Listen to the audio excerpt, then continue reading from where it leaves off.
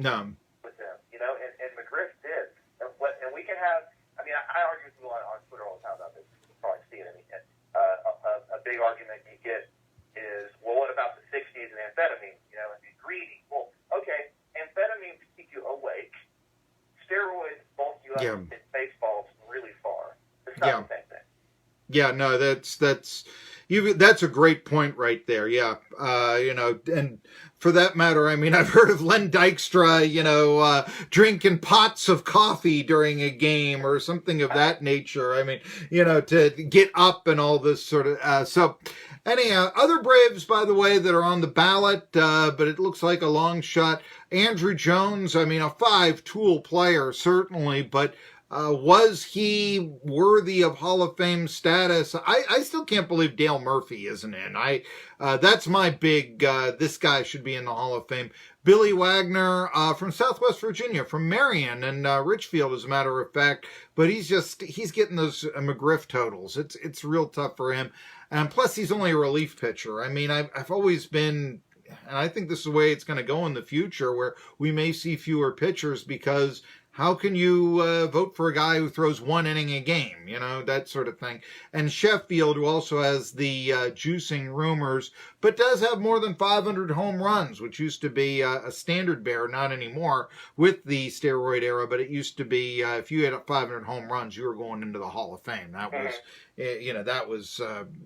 that was the mark, that sort of thing. Well, Mariano Rivera, here's my hot take, Marky. Mm-hmm. Mariano Rivera, I think is a Hall of Famer, obviously, and what he did in the postseason was amazing. Surefire Hall of Famer. Right now, he's at 100% of the vote, and he's going to be a shoo-in.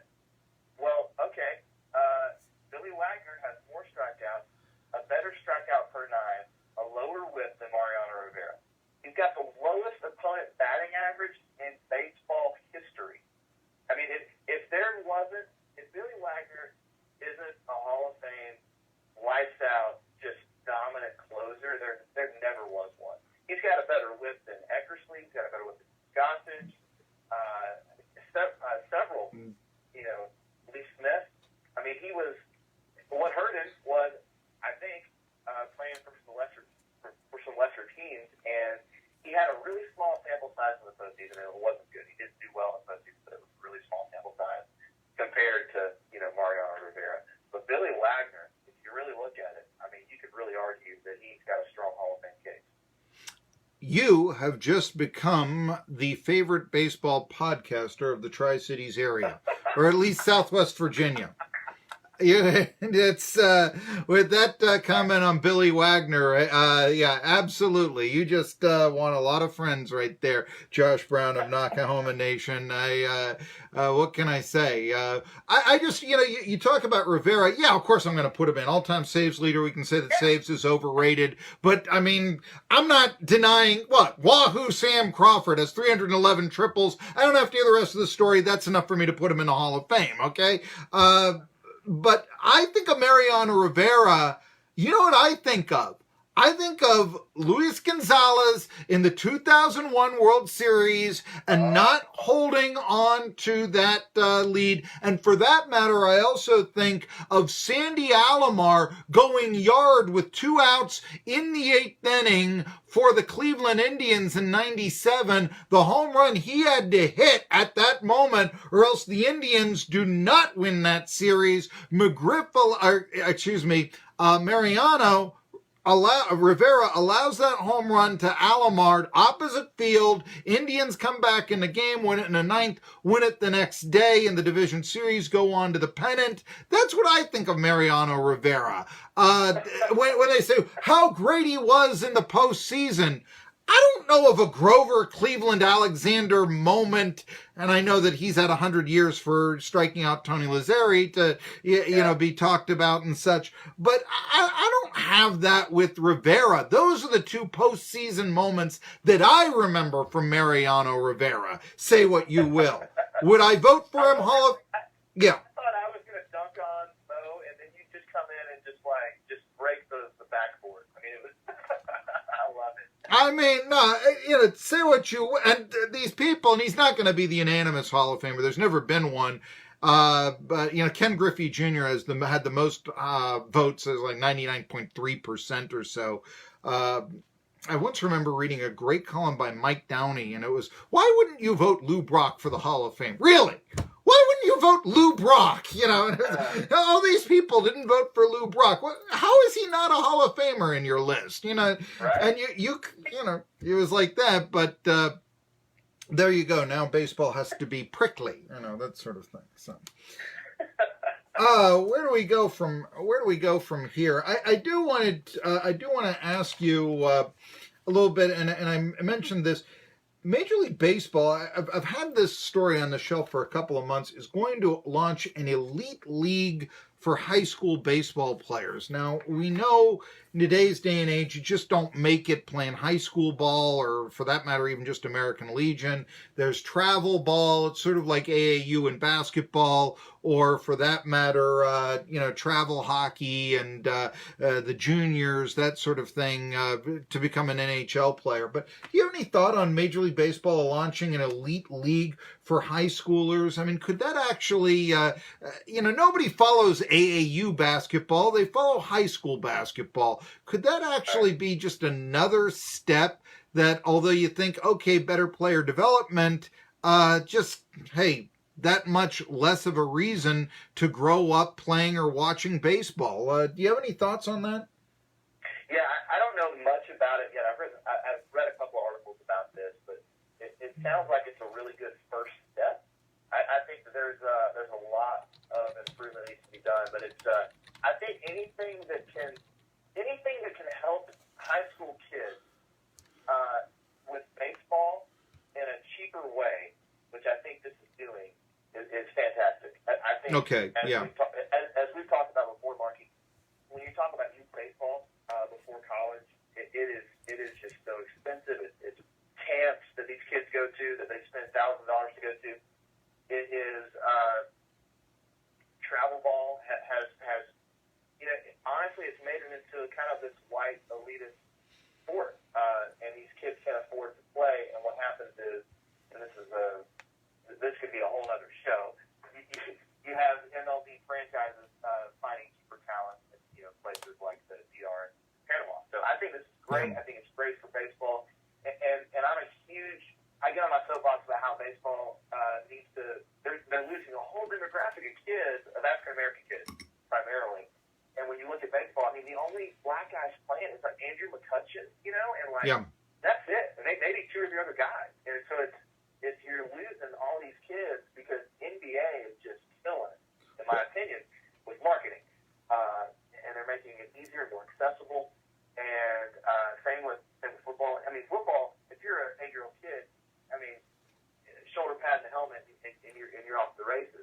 And baseball, it's really tough. It really is. And then college football has really hurt it as well, because if you're a 10th grade dual athlete kid, well, you find out really quick that you get a full ride in football, but not baseball. And so you just put all your eggs in the football basket, and that's what's happening as well. I think anything that could help with high school baseball is fantastic. You mentioned Andrew McCutcheon. He penned a couple of years ago a big piece on, why would you choose college football versus minor league baseball? And his reasoning was really with the scholarship that you get, and as well as the fact that, if I was a wide receiver for the Florida Gators, he's from Florida, and so, if I was that, even if I never made the NFL, I could always, and I'll use this term, drink for free in Gainesville if I was any kind of a ball player, and so business opportunities would come to me and all this. Let's look at what a Florida education really costs. And I'm not developing my mind if I'm playing minor league baseball. Minor league baseball, you get a nice bonus and you're said, keep that, put it in the bank, and everybody wants to buy their car with it and go out and, have the real, great month or so of living the high life, and it got with their posse, and it evaporates real fast, and then they find themselves playing in the Florida State League in anonymity and eating cereal for dinner because that's what they're being paid. And it was a great story about what the differences were and such. Yeah, I was thinking another great point you make is the lack of baseball scholarships that there are in college. I was thinking the other day, geez, why is there a Venezuelan summer league, a Dominican summer league, and minor league baseball that these organizations have, but we don't have an American summer league. I mean, there's the Appalachian League or the Gulf Coast League. Don't get me wrong, but there isn't a similar one. And I said, well, that's what college baseball is around here. But when you're paying your own way for that too, yeah, this is a problem. It's a big problem as well. So Absolutely. that's something I want to touch upon. I think the big story though we got to look at with the Braves. What's this? Joe Simpson is being replaced in the Braves booth by Jeff Francoeur. This is another old story, but we haven't talked about it. So Francoeur is going to be the TV broadcaster. Tom Glavine, a very bright guy and a helpful guy, will be working a lot more games as well on TV. But Simpson is going to be just the radio announcer, I guess, working with Don Sutton. It's a great crew that the Braves have. Don't get me wrong. They've always had great broadcasters. But that's big. Simpson out, Francoeur in, or at least Simpson on the radio. Any thoughts there? Yeah, I've got some controversial thoughts about it. I think it was mainly political news.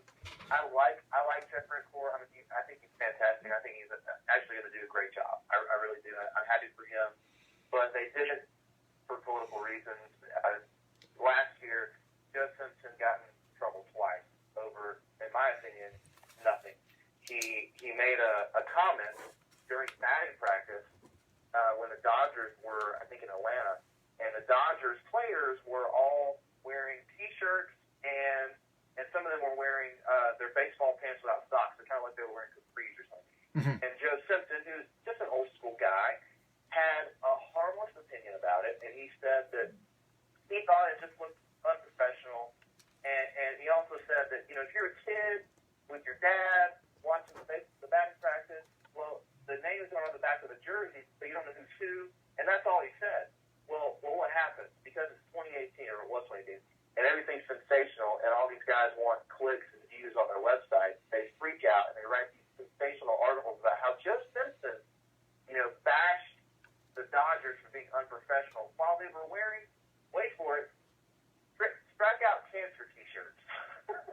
well, Joe Simpson had no idea they were wearing, cancer T-shirts, and he was just making a harmless observation, which was his opinion, about how he thought it was just unprofessional. And so he actually got suspended, I think, for a game or two. It was crazy. It was nuts.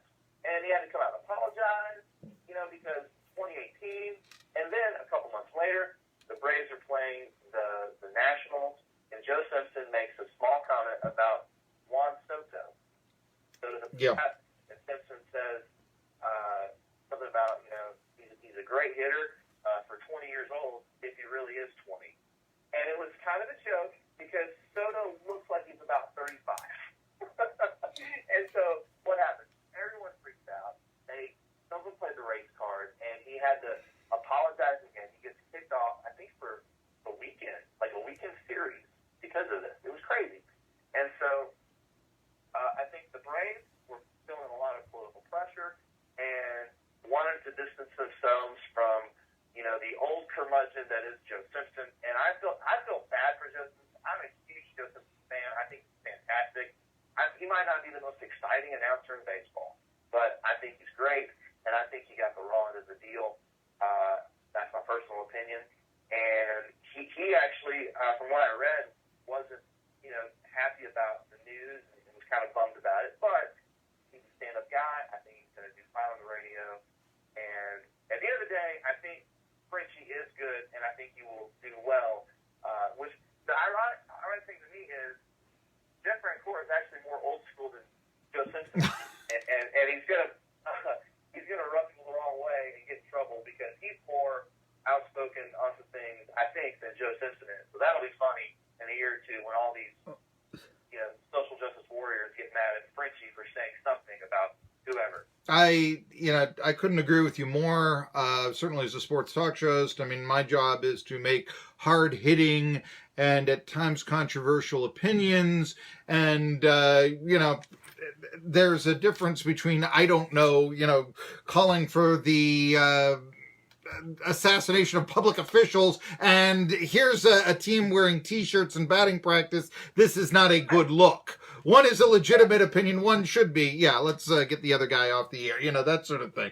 And to try to suspend, I agree totally. I don't know where we're going. I could even show you, it would be student media, but I could even show you an article written by a gentleman named T.J. Jefferson, who wrote a book called That's What She Said. He's a good friend of Ashton Kutcher, and I could show you a sports column that he wrote in college, T.J. Jefferson, criticizing a baseball team for wearing T-shirts as uniforms in a baseball tournament. Yeah. So there you go. It's the times we're living in. Yes. Anyway, all right. Now then, I know you wanted to mention Harper, Machado. I think the comment